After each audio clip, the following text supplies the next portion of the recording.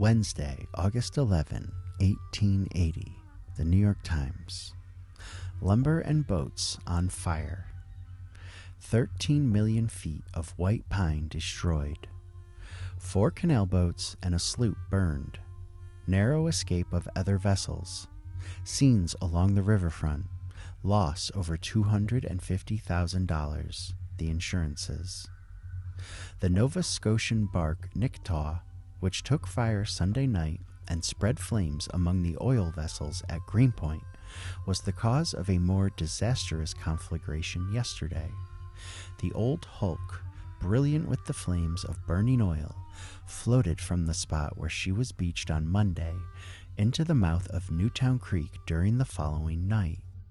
She was pursued by the tug Brilliant, from which several streams of water were thrown on the burning vessel. At 7 o'clock yesterday morning, a sharp explosion in the hold of the Nictaux scattered the burning oil in all directions. There were several vessels loading and unloading lumber at the docks of the Export Lumber Company Limited, besides sailing craft of various kinds, which were passing in and out of the creek. The canal boats L.R. Northrup and J.E. Heaton were tied up at the Export Company's docks at the mouth of Newtown Creek. These docks extend 1,800 feet on the creek and about 100 feet along the East River front. Back of the docks is the lumber yard, covering 7 acres of land.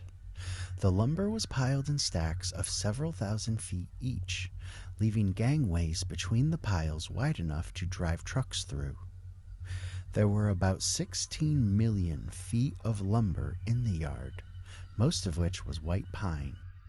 The burning oil from the Nictaux washed the bulkheads of the lumber yards and instantly took hold of the canal boat L.R. Northrup. She had on board 163,781 feet of white pine, which she was about to discharge in bond. The boat, with the J.E. Heaton, arrived from Canada at a late hour Thursday night. Captains E.H. Armstrong of the Northrup and Joseph Adams of the Heaton had just gone to the office of the lumber company to report their arrival when the explosion occurred. There was no one aboard the Heaton, but on board the Northrup were Captain Armstrong's wife and child and John Scott, a sailor. When the boat took fire, Scott rushed to the little cabin at the stern of the boat, and grasping the little child of Captain Armstrong, told Mrs. Armstrong, who was cooking breakfast, to follow him, and he sprang up the cabin stairs to the dock. They had no time to lose. The lumber on the boat was already on fire, and the flames extended nearly to the cabin. Scott went back to the cabin and endeavored to save a few articles of clothing for the captain's family, and he nearly perished in the attempt. His face and hands were badly burned.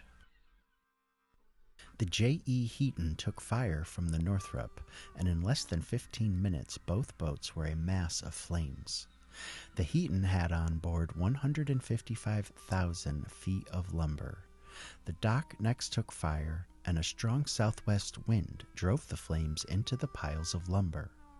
It jumped from pile to pile with alarming rapidity, and by the time the noisy and ineffective fire department of Long Island City had reached the spot with their primitive hose carts, the fire was beyond their control.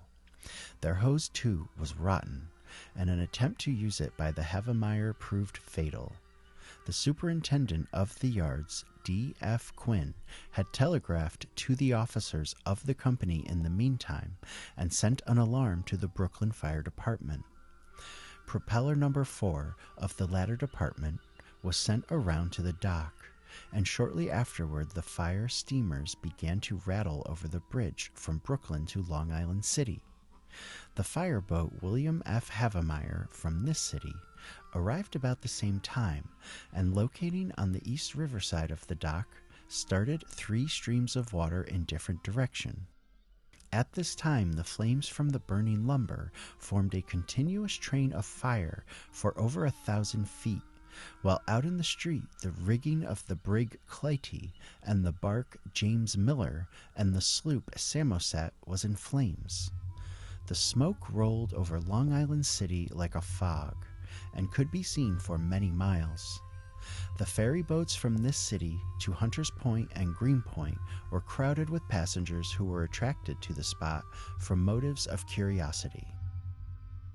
More engines were summoned from Brooklyn, and by 10 o'clock there were 13 steam fire engines and 4 hook and ladder companies on the ground fighting the fire. They were directed by Assistant Chief Smith and district engineers or chiefs of Battalion Minard, Farley, and McQueenie. In addition to this force, Foreman Fisher and Engine Number 11 went from this city to the assistance of the Brooklyn firemen, and Chief Bates of the New York Fire Department was also on hand to lend his aid to Chief Smith.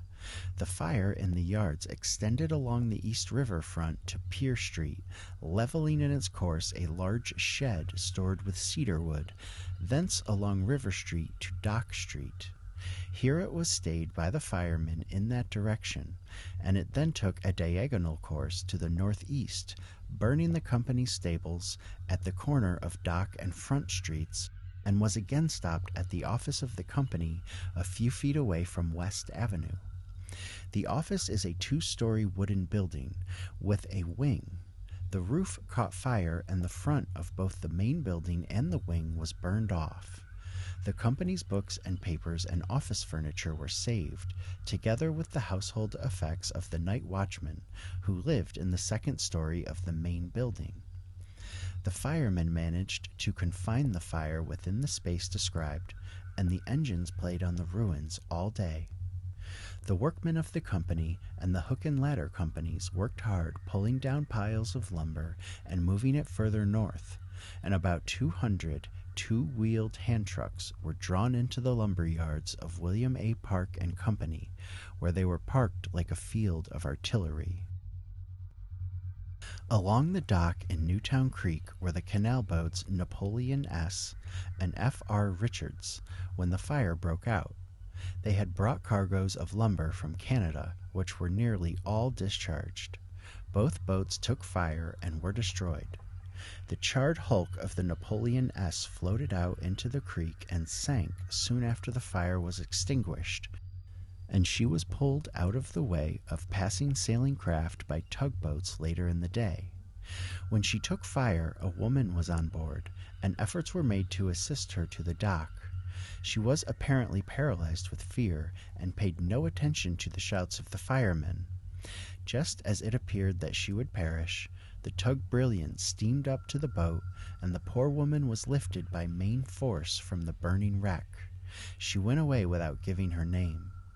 The sloop Samoset, laden with kindling wood, was moored just below the canal boats, and with her cargo was entirely destroyed.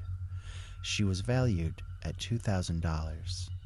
The canal boat Heaton was towed out into the East River and turned over by a tug. The lumber was then loaded on lighters sent out from the yards. Much of the lumber floated down the stream, and the river pirates, who were out in large numbers in rowboats and skiffs, towed it down the river to their hiding places. When the fire broke out in the morning, Newtown Creek was literally besieged by these pests, who climbed boldly on the docks and pulled unburned lumber into the water, where it was taken in tow by their comrades. Finally, their depredations became so great that the Tiger Lily was engaged to do police duty. She steamed slowly in among the little boats with a force of police in her bow, and the thieves rowed rapidly out of the creek into the East River to look out for floating planks. The wind shifted frequently during the day and caused the firemen much trouble. About 2:30 o'clock it was blowing strong from the west, and it was feared that the Flint Glass Works, the DeVoe Manufacturing Company's works, and the Greenpoint Sugar Refinery on the Greenpoint side of Newtown Creek would take fire. The tugboats Samuel J. Christian, C.R. Stone, and Daylight, however, averted the danger by wetting down the bulkheads and playing on the burning piles of lumber along the creek. The outbreak of the fire caused great excitement among the shipping lying alongside the dock of the river and creek fronts. Besides the bark Tiber of Liverpool, Captain Smith, commanding the Norwegian bark Vale of Cardiff, Captain Thew lay on the East River front in bond, discharging iron at the Bartlett and Green Yard, cast off their lines, and floated out into the stream, escaping injury. The bark Tiber was the last to leave. She had just brought from China the rails of the road, which the Chinese government ordered torn up some time ago. The vessels lying along the Hunters Point dock of Newtown Creek were not so fortunate. The brig Clytie of Searsport, Captain Dow, the schooner Maggie of Bucksport, Captain Anderson, the bark Tiber of Liverpool, Captain Smith, the brig James Miller of Belfast, Captain McGilvery, the British bark Evening Star of Windsor, Captain Gibbons, the schooner Southern Home of Canning, Nova Scotia, the bark Elise Metzler of Stettin, Captain Doms, the Italian bark Julia Anna of Genoa, Captain Gurlo, and the British bark Southern Belle of Halifax, Captain Sanders, were all lying between the mouth of the creek and the drawbridge connecting Vernon Avenue, Long Island City, with Manhattan Avenue, Greenpoint, and when the fire broke out, they simultaneously cast off from the dock. The flood tide sweeping them rapidly up the creek, they were soon blocked by the bridge, and despite the efforts of officers and crews, the vessels wedged themselves together in one solid mass. Bridgekeeper Callahan refused to open the draw to allow them to pass through, fearing the fire would be spread further up the creek. The Brilliant, Standard, Stone, Daylight, and other tugboats soon came to the rescue of the endangered shipping, and after great difficulty towed the vessels to the East River before they had received much damage. The Clytie was burned slightly on the stern. Mr. Charles Watrous owned a large quantity of the lumber in the lower end of the yards, but he was out of town, and no one could tell what proportion of it belonged to him. But Vice President Flint said that it was included in their estimate of the amount burned, and was also covered by their insurance.